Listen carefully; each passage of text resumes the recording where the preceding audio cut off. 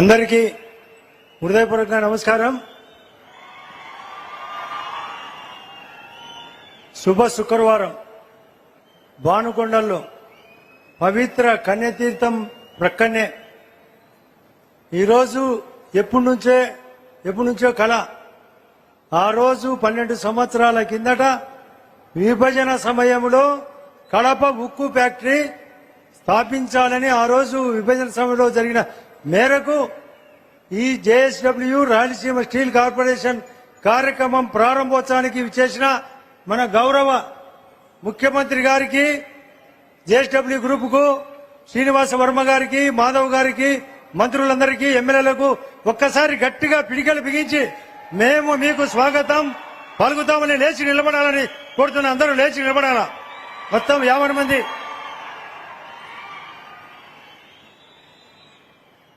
గమనించుంటారు. ఈరోజు దీంతో పాటు మరి 3850 మెగావాట్ల పవర్ ప్రాజెక్టు కూడా 20,000 కోట్లతో, మరొకటి పరోక్షంగా ఇప్పుడే గౌరవ ముఖ్యమంత్రి గారు వర్చువల్ గా ఆన్ చేసినారు విజయనగరం పార్కు కూడా, సోలార్ ఎనర్జీ పార్కు కూడా. కాబట్టి ఈ పరిస్థితుల్లో మన జమ్మలమడుగు ఎంతో ప్రసిద్ధి చెందింది. గౌరవ ముఖ్యమంత్రి గారు టెంపుల్ కూడా రావడం జరిగింది, కన్యకా పరమేశ్వరి టెంపుల్ కు. అప్పుడే ఆయన కొన్ని విషయాలు చెప్పినాడు. ఆ విషయాలు ఆయన నోటి మాటనే విన్నాం. అదే కాకుండా ఈ స్టీల్ ఫ్యాక్టరీ ఎలా డెవలప్ చేయాలా, ఎన్ని రోజుల్లో చేయాలా అనే విషయాన్ని కూడా ఆయన ఫౌండేషన్ వేసేటప్పుడు మళ్ళీ కండిషన్ కూడా చెప్పడం జరిగింది. ఆ కండిషన్ ఆయన నోటి ద్వారా విన్నాం. ఇక్కడ గతంలో కంటే భిన్నంగా నేను ఎక్కువ సమయం ఇవ్వలేదు కాబట్టి 2 ముక్కలు.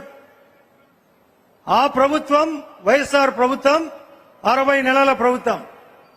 క్రికెట్ భాషలో 60 ఓవర్లు. ఆ 60 ఓవర్లు ఆల్అౌట్.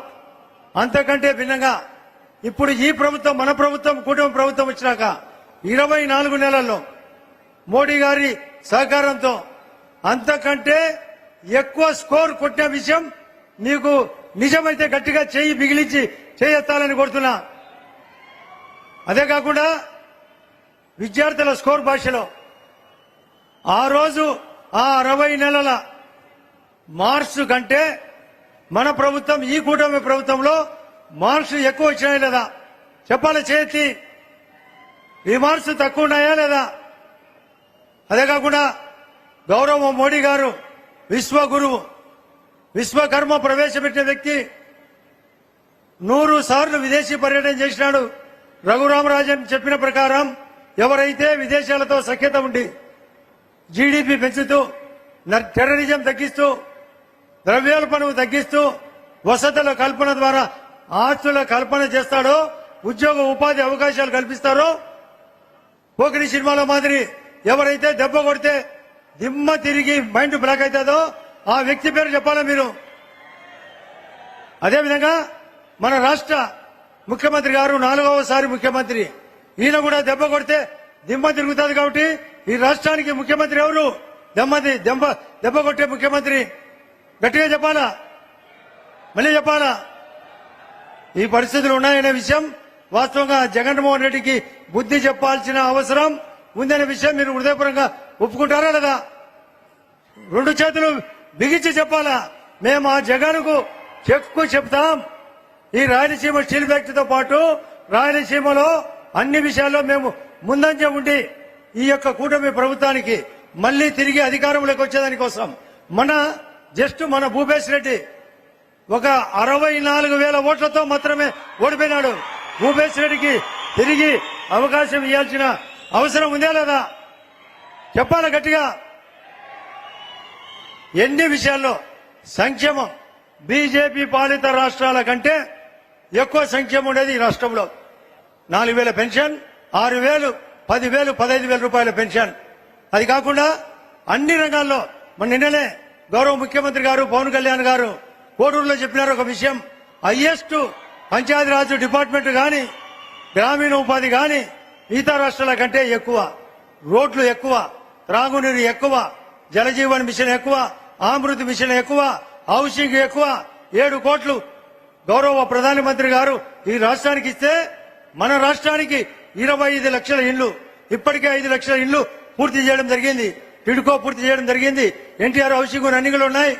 ప్రతి ఒక్క విషయంలో అదే కాకుండా పవర్ దేశంలో 450 గిగావాట్ల కరెంట్ ఉంది ఇప్పటికీ. ఇదే గౌరవ ప్రధానమంత్రి గారు మరొక 550 గిగావాట్లు ఈ దేశానికి అందిస్తే మన వాటా 160 గిగావాట్లు.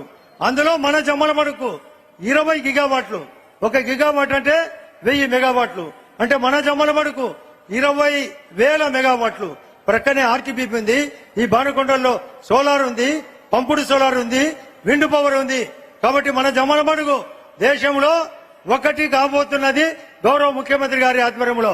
దీనికి హృదయపూర్వకంగా మన జమ్మలమడుగు బాగుపడాలని, మన కడప జిల్లా బాగుపడాలని, మనకు అతనికి ఆ యొక్క పక్కనే ఉండే జగన్మోహన్ రెడ్డి ప్రతిసారి ఏదో ఒక విషయంలో మనల్ని రెచ్చగొట్టే అంశం.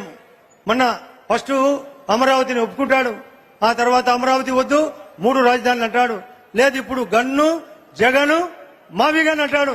ఈ మావిగన్ అనే పదానికి మొన్ననే ఛాలెంజ్ చేసి చెప్పినాడు, మన అమరావతికి ఓటేస్తారా ఆ మావిగన్ ఓటేస్తారా చెప్పాలా? అమరావతిగా మావిగన్కా? ఇది మొత్తం అందరూ పలకాల. మావిగనక అమరావతిగా?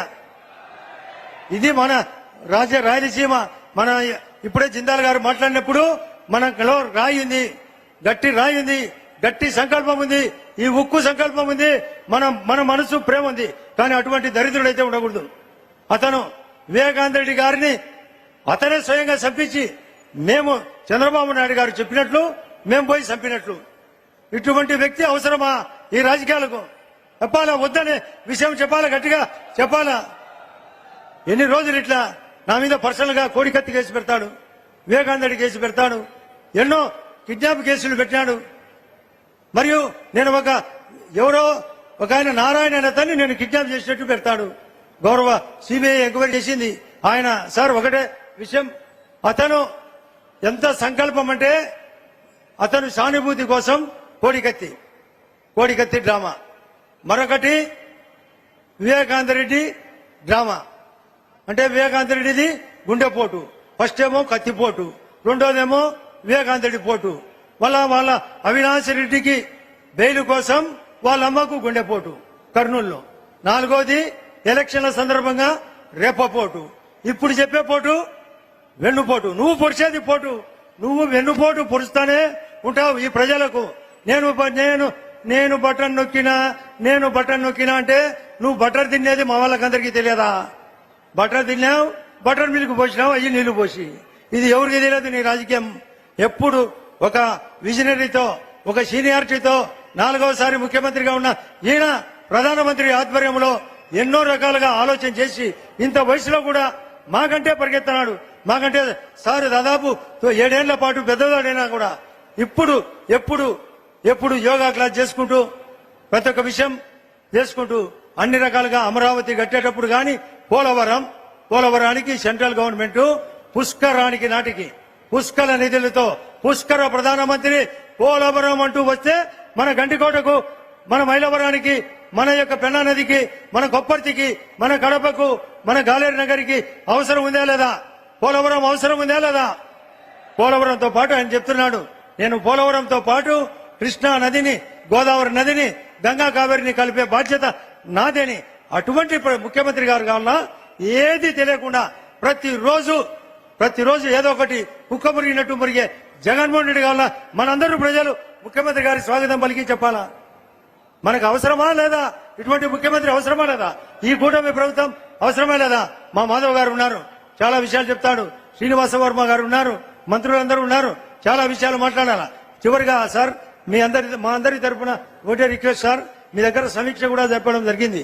చాలా మంది గండికోట మునకవాసులు వచ్చినారు. మీరు మొన్న గండికోట మునకవాసులు వచ్చారు, వాళ్ళకు పేమెంట్ పెండింగ్ ఉంది సార్. అదే కాకుండా రాజోలి నిర్మాణానికి ఇక్కడ ఉండే ప్రొద్దుటూరు ఎమ్మెల్యే గారికి, మైదుకూరు ఎమ్మెల్యే గారికి, మాకు ఆలగడ్డ నియోజకవర్గానికి ఉపయోగం. అది కూడా మీ సమక్షంలో సమీక్ష కూడా చెప్పినాం సార్. మన గౌరవ కలెక్టర్ గారు, ఎస్పీ గారు కూడా ఉన్నారు. అది కూడా ఒకసారి అనౌన్స్ చేయమని చెప్తున్నా సార్. అదే కాకుండా ప్రక్కనే ఆర్టీపీపీ ఉంది. దాని ఆర్టీపీపీలు కూడా ఇక్కడ చాలా మంది వచ్చారు సార్. వాళ్ళకు కూడా కేవలం 250 మందికి ఉద్యోగాలు, భూములు పోగొట్టుకునే వాళ్ళకు అవసరం ఉంది సార్. అది కూడా మీరు క్లియర్ చేస్తామని చెప్పినారు. అదే కాకుండా పక్కన నాకు బనగానపల్లి నియోజకవర్గానికి ఒక 25,000 ఎకరాలు పారేదానికి కేవలం 250 కోట్లు ఖర్చు పెడితే 25,000 ఎకరాలు ప్రత్యక్షంగా 25,000 ఎకరాలు పరోక్షంగా పారే అవసరం కూడా ఉంది సార్. అది కాకుండా మాకు చిన్న రిక్వెస్ట్, మా దగ్గర పూలే స్కూల్ కాలేజ్ ఉంది సార్, దానికి బిల్డింగ్ లేదు. ఆ బిల్డింగ్ కూడా నిన్న మేము పోయినప్పుడు పాపం 800 మందికి 250 మంది మాత్రమే ఉన్నారు బాలుర పాఠశాల. గతంలో మీరు శాంక్షన్ ఇస్తే ఆ దరిద్రుడు క్యాన్సిల్ చేశాడు సార్, దానికి తిరిగి నిర్మాణం అవసరం. అది కాకుండా ఒక చిన్న రిక్వెస్ట్, ఇక్కడ నుంచి నేషనల్ హైవే 67 కు పోయేదానికి పక్కనే ఒక 3 కిలోమీటర్లు జిల్లాల వాళ్ళని అడుగుతున్నా, 3 కిలోమీటర్లు పడితే నేషనల్ హైవేకి కృష్ణపట్నానికి బళ్ళారికి పోయేదానికి కూడా కన్వీనియంట్ గా ఉంటుంది. చిన్న రోడ్డు సార్, 3 కిలోమీటర్లు. ఇప్పుడు వచ్చేటప్పుడు కూడా మీరు రోడ్లు చూసినారు, ఈ గవర్నమెంట్ వచ్చినాకనే రోడ్లు వేసినది, ఈ గెలాలకు నీళ్లు ఇచ్చినది, ఈ పెన్నాకు నీళ్లు వదిలినది సార్. ఈ ప్రభుత్వం అన్ని రకాలుగా పరిగెత్తిచ్చేది వాస్తవం.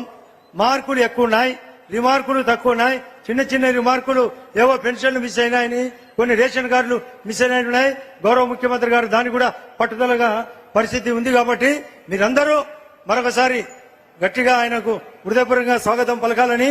చివరిగా సార్ జిందాల్ వాళ్ళకు చెప్పేది, మీరు సార్ జిందాల్ వాళ్ళకు సార్ సజ్జన్ గారు, Sajjan ji, just your system is in operation, our people always cooperation.